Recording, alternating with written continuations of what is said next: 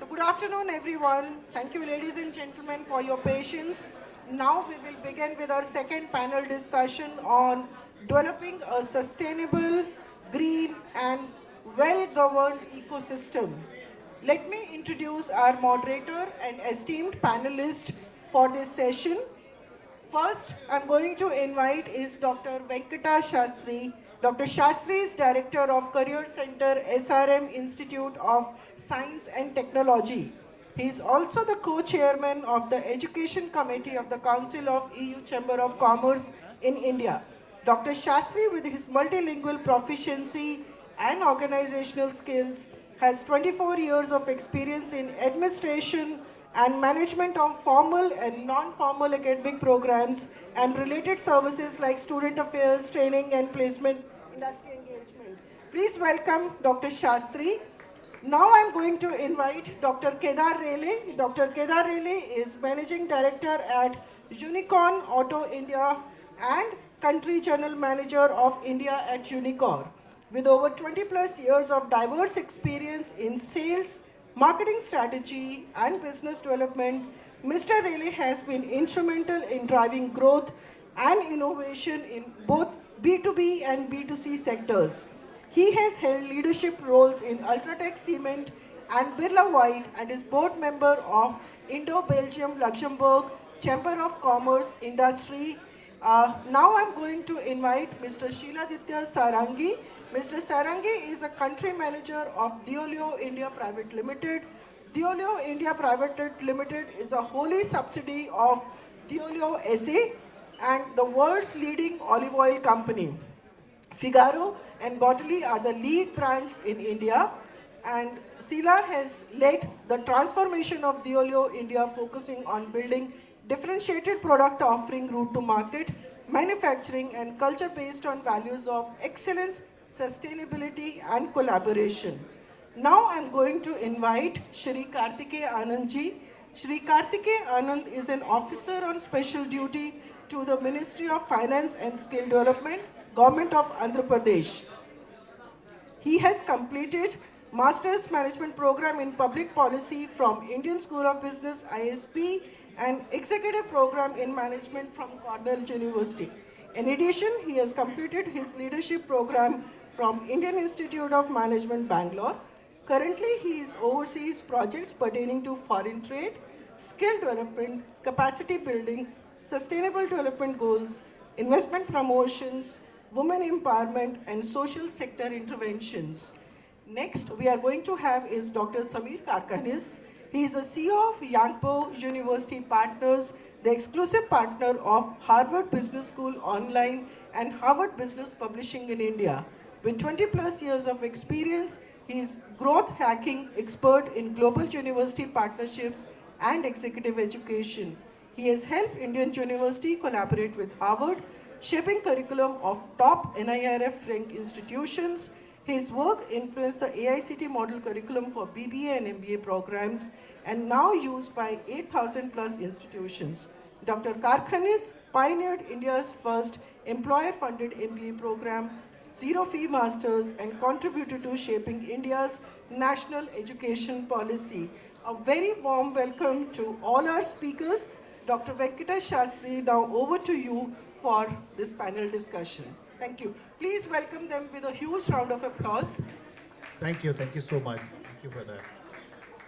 So, a very good afternoon to all of you. We are supposed to start somewhere in the good morning, but it's good afternoon now. Thank you very much for being patient and being here. Another 1 hour with us, you will have lunch and with a good menu there waiting for all of us. The theme is very clear here, developing a sustainable, green and well-governed ecosystem. With Salunkeji as our chairman, we don't need to worry about setting up a theme and sub-theme for everything. He knows everything very well and he sets it, and even the panel members are picked up accordingly.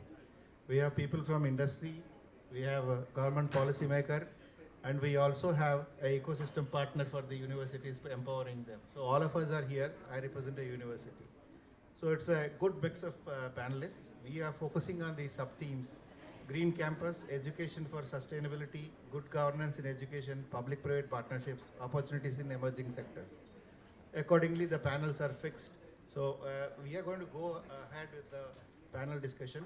But before that, for all the panelists, few of them have joined a little late, but after the inaugural is over. So I just want to say the punch that was set in by Robin sir and Salunke ji and our chief guest and guest of honor. Some punch words. It started with demography versus development by Robin sir. So please utilize this when you are when you're answering my queries. I am a safe region. I have the questions ready. So you are going to take up this and try to impress the team as much as possible. And we also have Salunke ji saying, all of us, that make sustainability as the core, not the periphery, when he was speaking. It's very important. And the overall theme of this particular conference summit today is innovate, collaborate, and educate. These are you have to keep this in mind. And then when our chief guest was talking from Vice Chancellor from Sweden, he was talking about panoramic ability. Panoramic ability is what I could pick up from this thing. And the other guest of honor was also able to talk about cradle of transformative discovery. These are the few words that has ringed in my mind when I was supposed to moderate this panel discussion. And also we are at a juncture when the most powerful country in the world, I was just discussing with Salunke ji in the morning, that they are doing away with DEI, they are doing away with the COP proposals in Paris. They are getting back their automobile industry. EV is gone. They're putting it aside. It's not gone.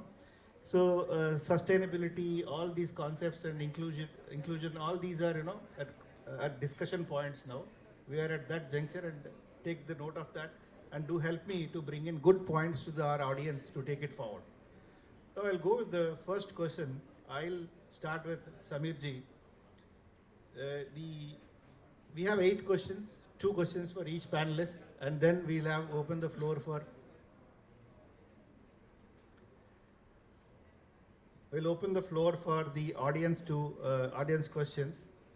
So the sustainability in higher education, and then the corollary question also. There are 2 questions in this. How can universities take the lead in adopting green campus initiatives, reducing their carbon footprint?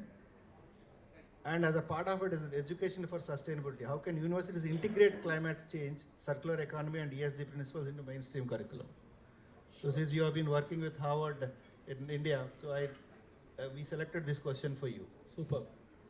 So one, thank you very much, Dr. Salunke sir, Renedy, to invite me for this gathering. Before we even get into sustainability, just let's have a show of hands. How many of you like Mumbai ka favorite vada pav?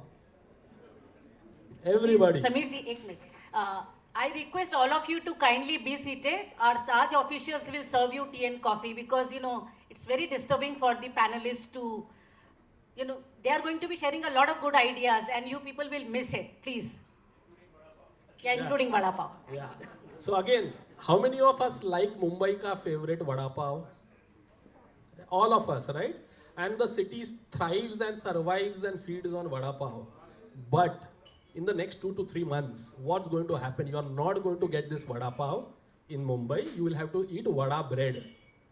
And you may not like that, right? Why? Sustainability.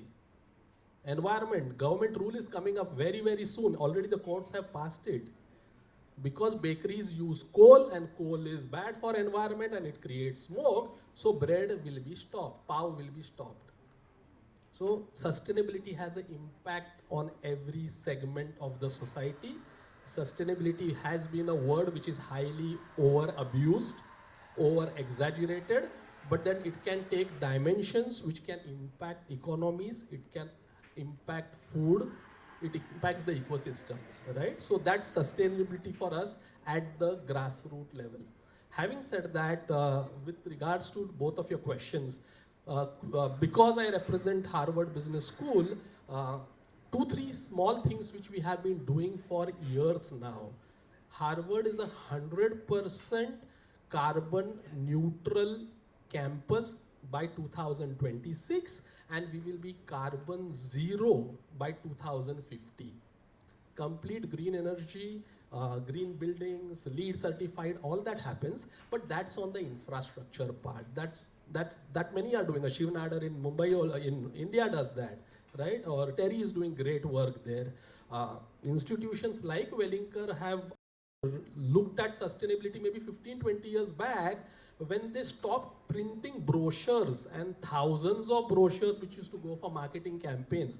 That's also a sustainability initiative, which Wellinger did maybe 15, 20 years back. So sustainability can be at many fronts. But at the Harvard Business School, sustainability is the core. So we work on three areas. One, our alumni represent the biggest brands in the world. So when they are at the decision-making positions across the globe in corporates, in governments, in regulators, they have been inculcated to talk about sustainable decisions since the syllabus. So 2 or 3 things which are very popular, which many of you must have consumed, is something known as a Sustainable Business Strategy Program by Rebecca Henderson. That's a very popular curriculum integrated in more than 150 countries today. So that is one initiative. From beginning itself, it starts. Then reimagining capitalism, business and climate. These are subjects which are core at the curriculum level from undergraduate, graduate and executive education. So there is where this work is going on. We run India Research Center in Lower Parel in Mumbai, which again creates case studies on sustainability, on climate, on green, all of the employability. These are again areas where in the curriculum integrations this is happening. But I want to take 5 more minutes of you to tell how sustainable education by bringing industry and academia together is working in our own country in India. Yangpo is fortunately the one which launched India's first employer-funded program. The idea is that the employer has to pay for the education of the student. Correct? So it is an initiative of Yangpo, NSDC and the Singapore government, where we are training 12 lakh people in India on cloud computing and cyber security. A master's degree comes from UK, which is acceptable for employability in Singapore and UK. 24 months program, 6 months live training, 18 months paid apprenticeship of $400 a month, right? And this restricts student mobility. Again, your green miles and transfers and urbanization, all of this is avoided.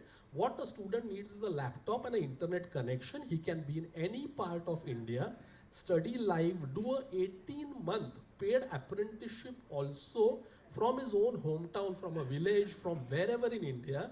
And there are 70 plus companies in Singapore, the likes of the LinkedIns and the Googles, who want to hire this young Indian English-speaking technical talent. So this is a great example on sustainability, integrating that in education and creating employment and livelihood. Second thing which probably works very well on sustainability and education is transnational education, because this brings down the cost of education. Student is from X country, he is studying in a Y country and getting a US degree or any prominent degree from Europe. This brings down the cost by almost 1/5. So he's paying maybe $20,000 or $2,000 for a $1,000 program. And he gets the degrees sitting in his home country with the same education. Again, mobility issues, expensive education issues are solved through a transnational, and many institutions which you all represent, I'm sure, do pathway program, 1+1 programs, immersions. These are the pathways which are opening up because of using sustainability as a strategy in education. So that's my 2 takes on that, sir. Oh, that's wonderful.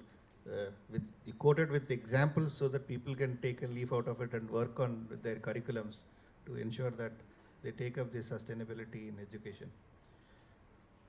One of those seminars where I was attending in Chennai way back, Prime Minister said it is a zero defect and no effect. If you are able to make a product, it's for the world to take over.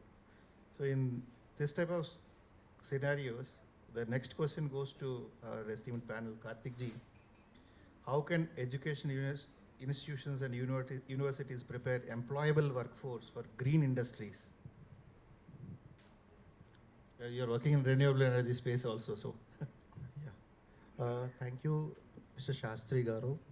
Andarki namaskaram. Very good morning, good afternoon. First of all, I would like to wish all the beautiful women who are sitting here happy Women's Day. So tomorrow I won't be here, so I'll go back to Hyderabad. And happy Women's Day to all. And yes, without you, a nation or a state or any family can't go ahead. So I have 4 pillars in my family, my mom and my family, my daughter and all. So once again, happy Women's Day all, and God bless you always. So the question is talks about sustainable establishing institutes and all this. I will, as I always say, that I talk from my bottom of my heart and to the point. As I'm looking after renewable energy, it's a future. Now we are talking about creating employment opportunities. How many employment opportunities we can create? Very few, correct? So we're talking about entrepreneurship also. So entrepreneurship and also employment.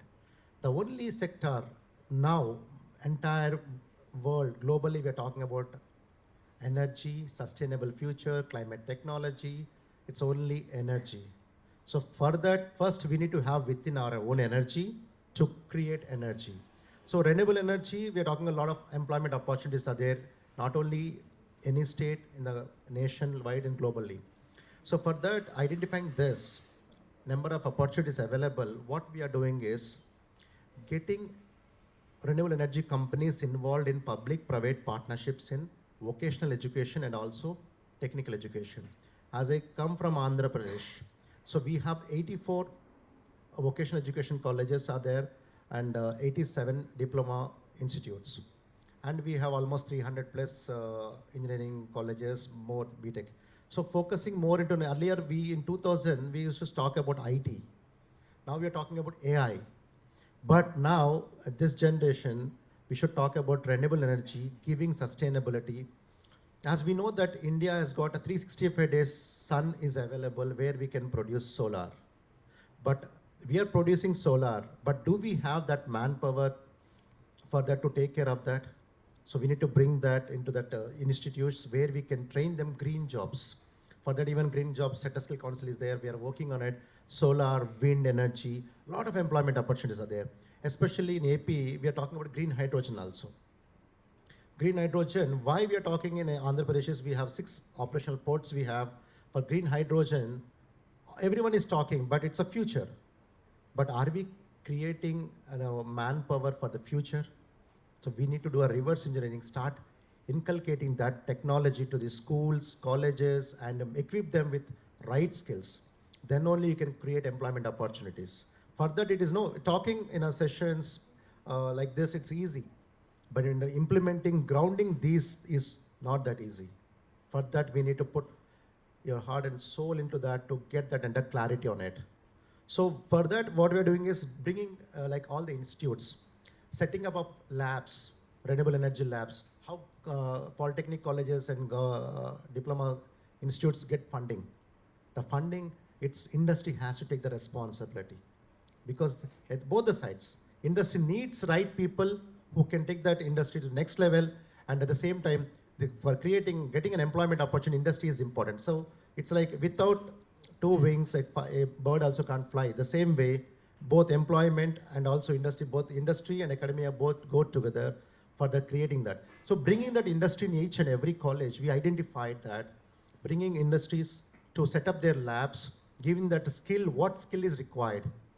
This is not, as I said, practically we need to work on it, what is actually industry is looking for it, then create a curriculum. That curriculum should be industry aligned and with just not only traditional education. We need hands-on practical education is required.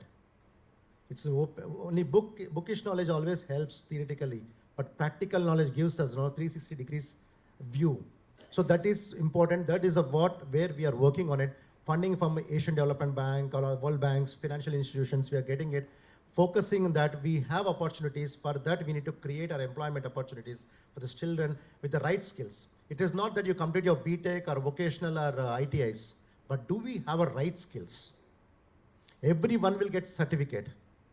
A certificate with the right skills with hands-on practical experience is most important. Especially, as I said earlier, I asked a question also, European countries required huge manpower from India, which I have studied. I've been to European countries. almost 8 to 9 countries to see that Denmark, Germany, France, Sweden, all these countries, but they need manpower. For that, what we have to do, the language I said. So we need to work each and everything. See, learning, even in India, we have a different languages. But still, if you come to South India side, some people know difficult to speak Hindi. Even मेरा हिंदी भी इतना अच्छा नहीं है, but I'll try to speak. But learning some other country's language, it's not that easy. But we have to inculcate from the day one. Learning a language gives, again, a 360 degrees view of the culture. I'm a Telugu person from Hyderabad, Andhra Pradesh, but I learned Tamil. I can't speak, but I learned about West Bengal, the culture. Then you understand that. The same way, when we are going and working in open countries, in terms of all this, we need to get the culture and the language, which gives everything. Thank you so much. Thank you, Karthik. Language, skills, culture, good combination of this cocktail will bring in employable workforce for the world. He always starts differently. Last year when he was in this panel, he said, how many of you revisit your schools and colleges where you graduated from? And this year he started empowering all the women in this room. So thank you. Thank you very much, Karthik, for that, getting an inclusion to our panel here. The question number 3 is to Kedar. And he has also contributed to this question. I think it's a favorite question to him. Thank you. Do you want me to ask or do you want to read it out yourself? What are the emerging clean and sustainable sectors that offer significant growth opportunities, and how can one, like the students or universities or business, prepare on such opportunities? Why you selected this question is because you work with a company in Belgium. That's what I came to know just now. Right? Yeah. And you are already into this space. Yeah.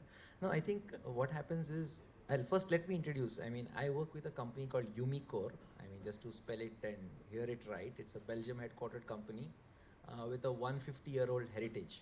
It's essentially a mining company of copper, aluminum, zinc, nickel, cobalt. But you know, for last 20 years, we don't mine, we only recycle. So I think that's the first step. So what I wanted to bring to this is, we are talking of green and sustainable and clean technologies. I think this is where we are proud to work with such organization, and such kind of organization will emerge more and more as we talk.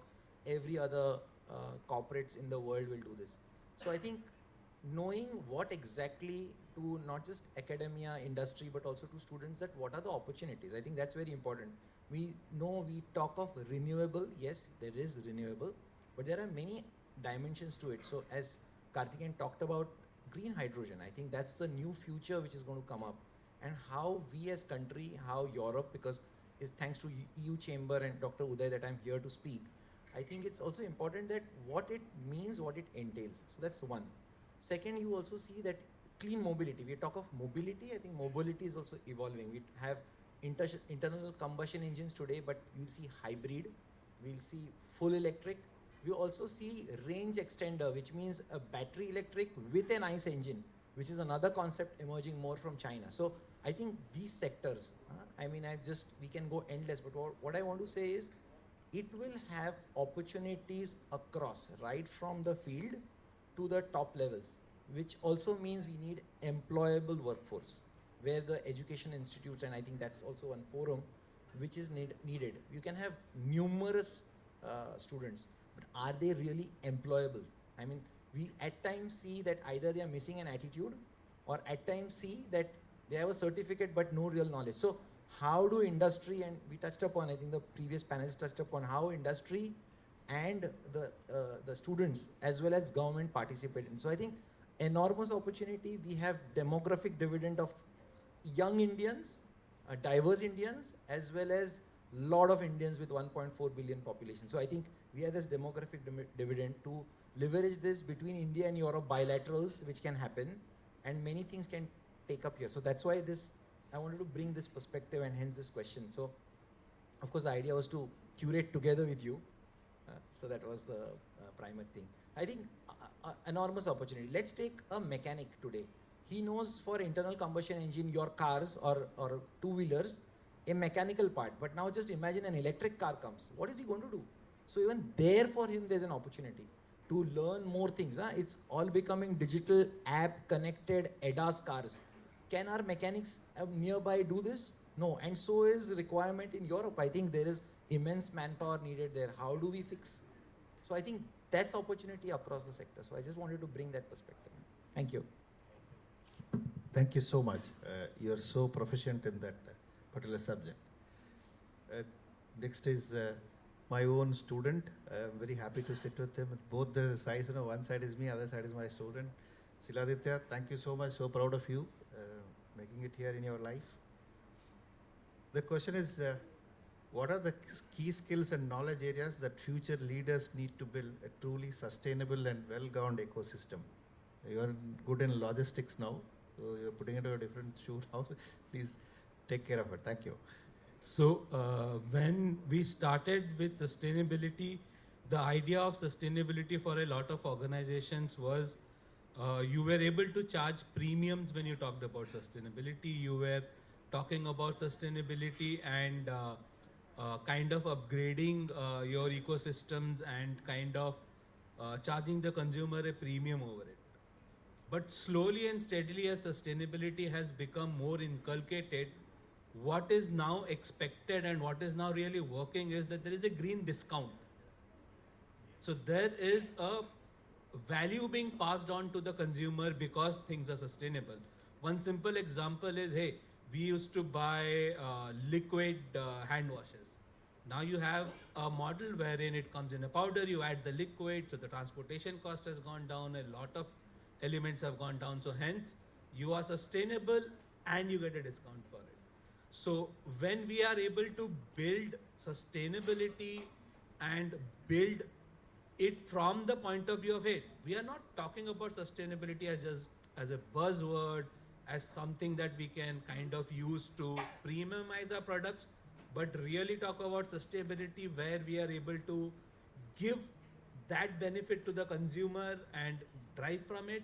That is where I think the next kind of growth of sustainability is going to come from. We are not going to talk about sustainability just as a buzzword, but actually talk about sustainability where it becomes efficient, because that is what it is at the end of the day. I never taught you these things, but you're good at it now. Students are not learning whatever teachers are teaching. Yeah, I know. They have their own.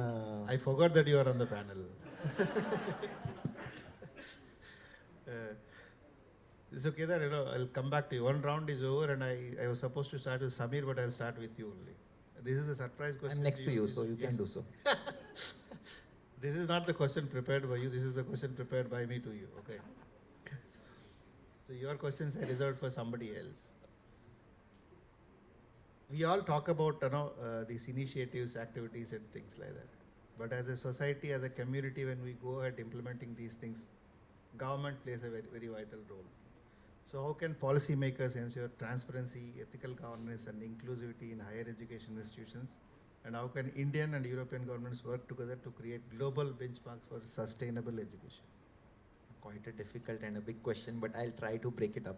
So I think, and hope my voice is also heard by the right policymakers, if there are any here. Oh, they have a panel. Oh, okay. So yeah, Karthikeyan, I think, yeah, you can, yeah. Yeah. No, I think there is a lot which government will do and is doing. So there is no denial, both in European, and if I just talk of two continents, and India, I'll take it as a continent and not just country. So if you talk of two continents, India and European Union, I think there is a considerable work. European Union is leading it, and I think somewhere India follows it as well. So we see that the frameworks are being built. I think there are enough policies which are being induced. I think the focus will be enforcement. How do we really enforce them and get it on the ground? So I think that's one area, and that's not just leave it to government. I mean, it's also to the citizens of those countries to, and the corporates to inculcate or get it done.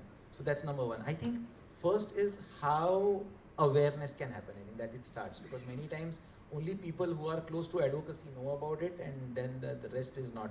So can the universities or colleges take something in the curricula, and there could be, I'm not saying no, even I studied, so there was, how do we talk on policy framework, public policies, etc. So I think that can be a very interesting topic to be added, because not many does happen except the IS officers and those who go through that. So that's number one. Second, what's the transparency? How do we build more public dialogue to onboard?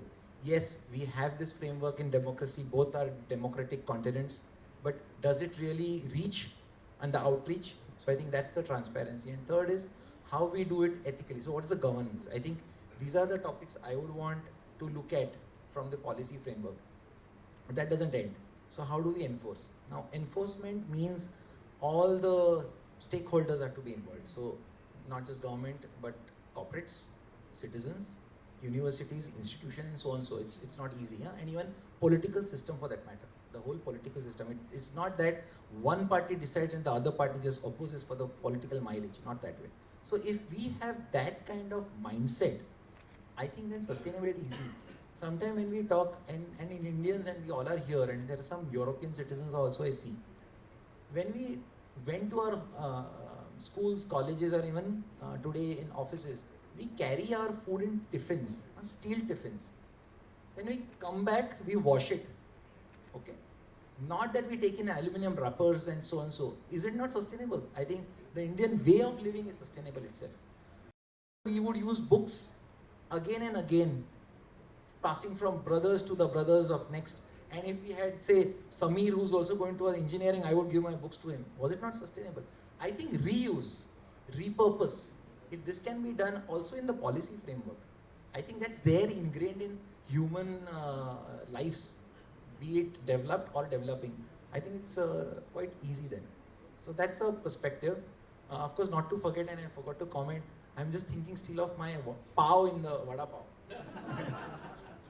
This is what happens when you are just about to reach the lunch. So, very powerful takeaways from your point of view. Alignment, awareness, and mindset. All three are very important for the key question. Now we'll go to Karthik. Very interesting. It comes in order. Investment in green technologies. How can institutions access funding for sustainable infrastructure, renewable energy, and research programs? Whatever you speak here, I'm going to pass it on to SRM Andhra Pradesh. I already spoke to the SRM already. So they will hook on to you, whatever you speak here. Yeah, thank you. Before I say my whatever little knowledge comments, where is the energy in the audience? Why are you? Because tomorrow Women's Day, that is the reason. No, we are talking about energy session, and we should have that energy. See, I'm so sorry. I'm using my mobile. The reason is there is a CM program is going on, because I can't say no to the EU Chamber of Commerce. By last time also I missed. So this time I don't want to get any kind of scoldings from Ms.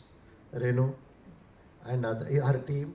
So I came, and now a CM program is there at 5 o'clock. I'm working on the schedule and everything. That is the reason I'm using phone, and please forgive me. And multitasking, it's not multitasking, it's puzzle tasking. So hope you all have energy, correct? Yeah, I came at 2:30 last night. So good. So before that, I would like to welcome you to all Andhra Pradesh. Great place, new state capital is building, Amaravati. A lot of universities are there. Especially my foreign friends, European friends, please visit. Most of the European delegates are coming to the state in terms of establishing universities in our state of Andhra. Coming to the question, so as I said earlier, a lot of funding we are getting from World Bank and Asian Development Bank, and in terms of setting up of renewable energy universities. In fact, we are going to bring one university where emerging technologies, and one is renewable energy university, where we're going to talk about whatever green hydrogen, solar, wind, compressed biogas. That is where we are going to produce, teach students from vocational to the diploma to the polytechnic colleges, and all the skills.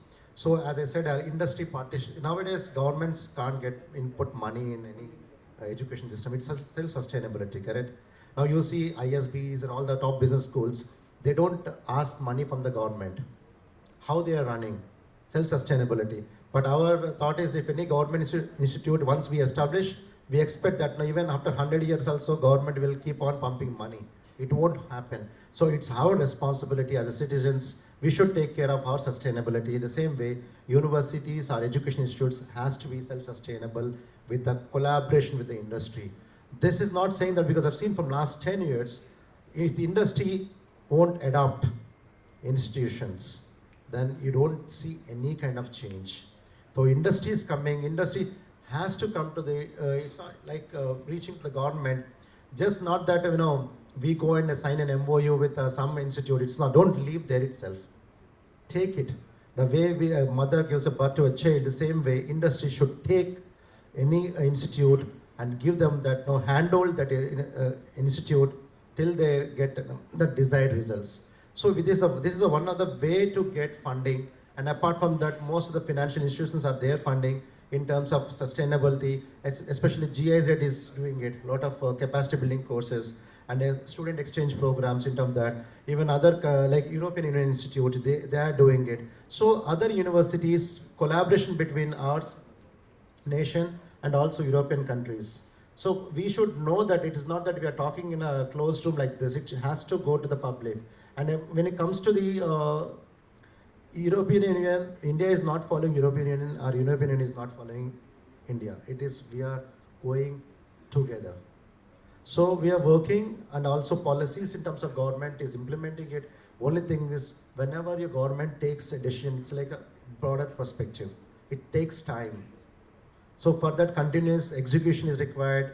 We are making the policies in terms of public policy, in terms of education system side, sustainability side, taking them, giving them all the guidance and handholding children in terms of sustainable future, creating employment in terms of renewable energy, and also carbon credits also. A lot of things are happening, especially telecom side also. Everywhere, and using renewable energy at the same time, we are not forgetting technology. Even energy also we are using IT in terms of AI and all for better results. So we always say that nation should be like India, citizens should be like Indian. So towards achieving net zero, Honorable Prime Minister goal, net zero by 2070, all the institutions, all the states, we kept a vision of 2047 and we are working towards that. Thank you so much. Jai Hind. So you said Jai Hind, completed your 2 questions quota, but there are audience waiting for you. Like Salunke has also sets a target for before he talks. He already told in the inaugural that catch hold of all the panelists, set the action, write down the actionables and set target for yourself to achieve those actionables for EU Chamber of Commerce. I am right, like sir? a leopard. Am I right, sir? I am like a leopard. You chase, I'll also chase. That's true. We'll keep chasing you, sir. Thank you very much for giving us that opportunity to chase you.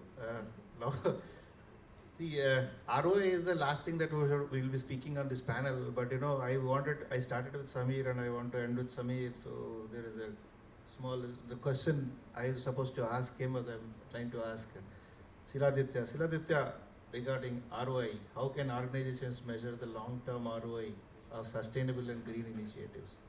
Because, you talked about many things where, green initiatives, discounts, premium, so now you talk about ROI with all the discounts and premiums. What everyone tracks nowadays and you hear a lot is ESG. And if you would look into data, and now data is publicly available, the companies who do well in ESG give a 50% better return than the companies that don't. Correct? So that's like a very easy to measure matrix. It is publicly available information. But what we need to understand is the why of it. So essentially, if we are talking about ESG, we are talking about efficiencies. We are talking about reducing waste. We are talking about recycling. So all of this is essentially adding back to you, right? So hence, we should not be surprised that ESG actually has a easily calculatable ROI that you can measure. Because if I talk a bit about our organization, we are measuring ESG in the fact that we are able to have reduction in our water wastage by 93%. Hey, that's going to add back to me. We are able to measure that for each product that we sell, we have a negative carbon footprint. again that will add back to me, right? I will be able to sell that footprint, I will be able to monetize it. And we are also able to work with let's say farmers and tell them, hey, how do you need to regenerate the soil that you are working with?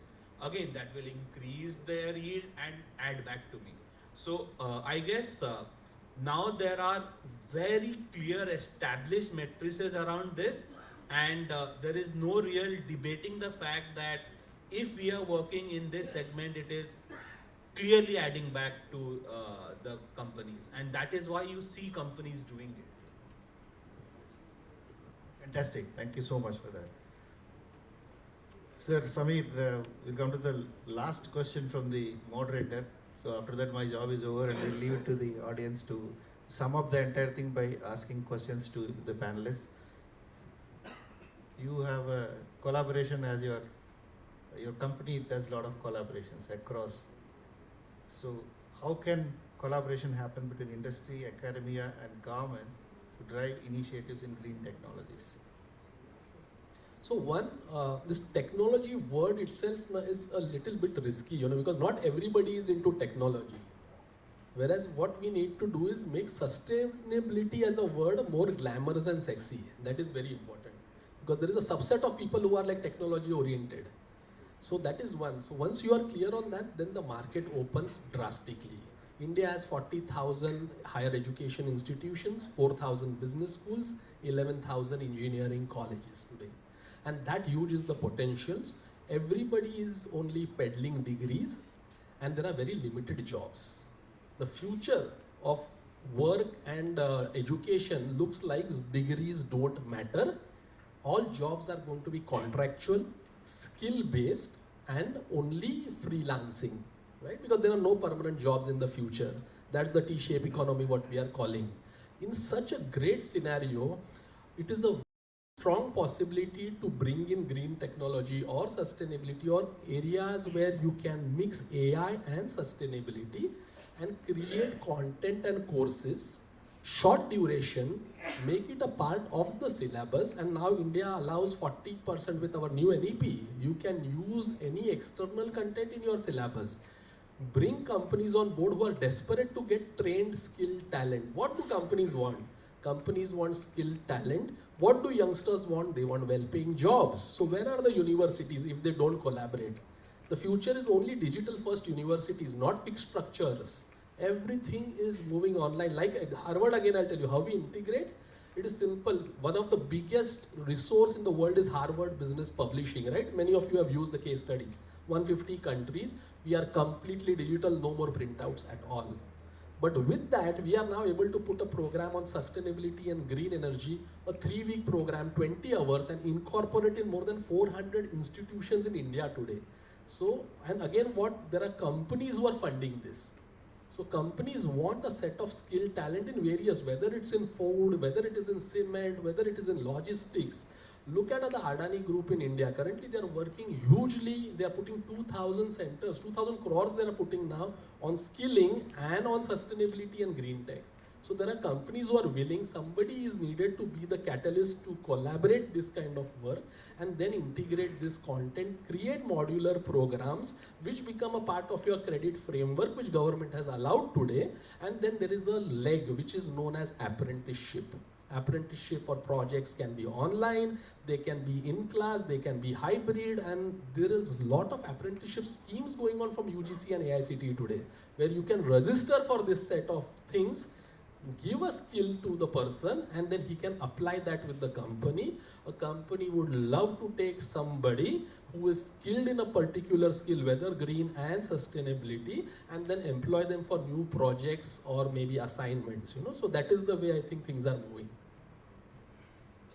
Excellent panelists. We are just 10 minutes for question and answers. It's at 1:15. We are official lunchtime. We'll be landing there. So you have any questions to our panelists? You can go ahead.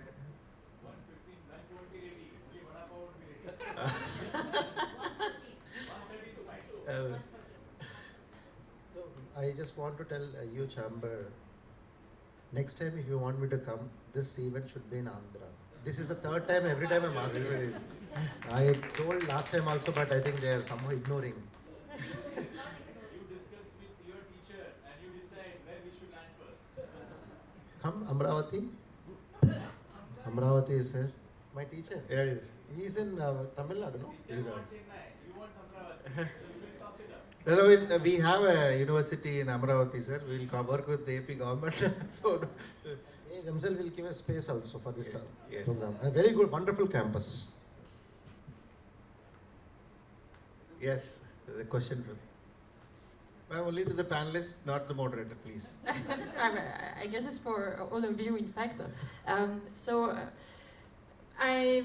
mean, we have had an amazing AI summit in Europe recently, and you know, AI is one of the Schumpeterian innovation that kind of dramatically changed things, and it has a sustainable element to it, because maybe you're not aware, but when you use ChatGPT, for instance, it's 2 bottles of water that you are using every time you do a request. So there's a huge element, and the US government has planned to put 500 billion euros and to drill to make it happen, right? During this AI summit that was co-presided by France and India, we have announced just France, which is a small country, 109 billion euros of investment that come from foreign, from private investment there. The whole European Union on top, 200 billion euros. So we are kind of getting there as well. But by doing it, using decarbonized energy that we're already producing for France at least, now we have nuclear energy, and we are already overproducing this, we have enough of water to make it happen.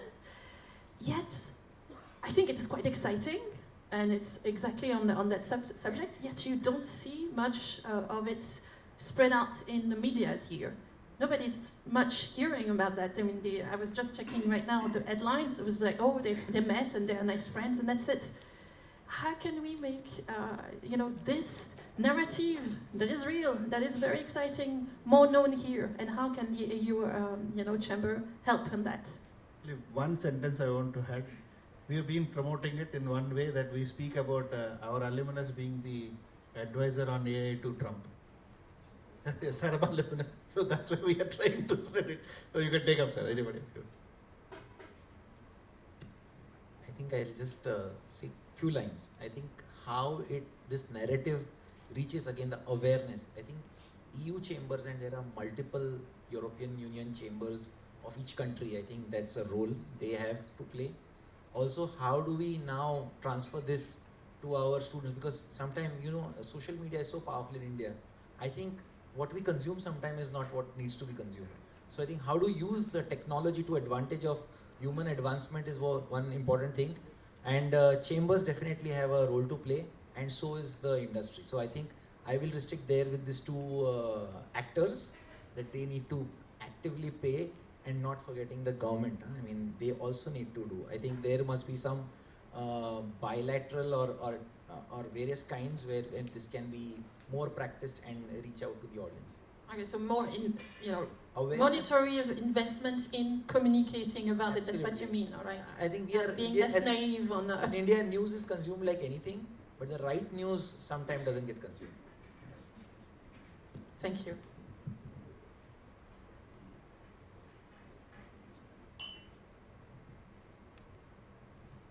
I was just seeing the outcome and some of the important points in the panel. I think one of the very important point is that today nobody will say that sustainability is not an important thing. It is an important thing. Anybody who doesn't agree to that, it means he has not understood the thing. But you will see that in many places and many applications, it is either over emphasized or it is neglected. I will give you 2 examples. Like, we know that tree cutting is one of the tree cutting is one of the curse in India, we will say. In this, sustainability work is very much emphasized. However, we don't know that a tree which has been totally dry, which is just standing like a pillar of wood, people don't want to cut it because it says that tree should not be cut. Whether the tree is there or not, nobody wants to see it. Very recent example on Marway Road is a very congested road, and there are lots of hotels and beaches there. There is a lot of crowd there. A new road is being made there. It's a fantastic road, but after every 2 or 3 kilometers, there is a tree standing on the road. Now you imagine that one tree, how much, air it will be, or carbon dioxide will be consuming. But hundreds of the vehicles standing there, they will create more that kind of a thing. So this kind of compromise or properly understanding this thing is not there at all. And that's what I'm saying, education is required. Yes. And second important thing is that we are the In discount. the interest of time, I want to cut it short, sir. One line. We have discovered the cool roof coatings. In a place like India, there are more than 5-6 months where our roofs are very hot and we use air condition full day. Now that is a technology, we are making it so open. Common man doesn't think that it is required for me. Government doesn't put very special emphasis onto this thing, where we will say that 25% of the energy is saved if cool roof coating is applied. And it is a do-it-yourself thing. Sir, come to the question, sir. Come to the question. No, I am just telling you that if we have to go for sustainability, the important thing is that either it should not be overemphasized or it should not be taken too lightly. No, exactly. Whatever you said, well agreed. We are actually government already doing it. As I said, results, it takes time, but it's coming. We are doing it. Yeah, the questions. I'll just add one line to you, it will answer it. In every single instance, economics will take over ecology. Remember that. Yeah, that's it. Thank you. Thank you so much for the time and. One small question which you can permission. Will you be tonight?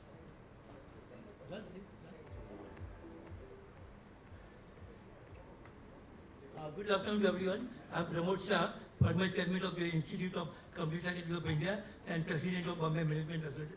Sir, the topic which is in the theme. Sir, can we do one small thing with your permission? Yeah. Offline, because we have a lot of networking going on, one of our panelists will. So the important subject is good governance in education. So that is very important subject.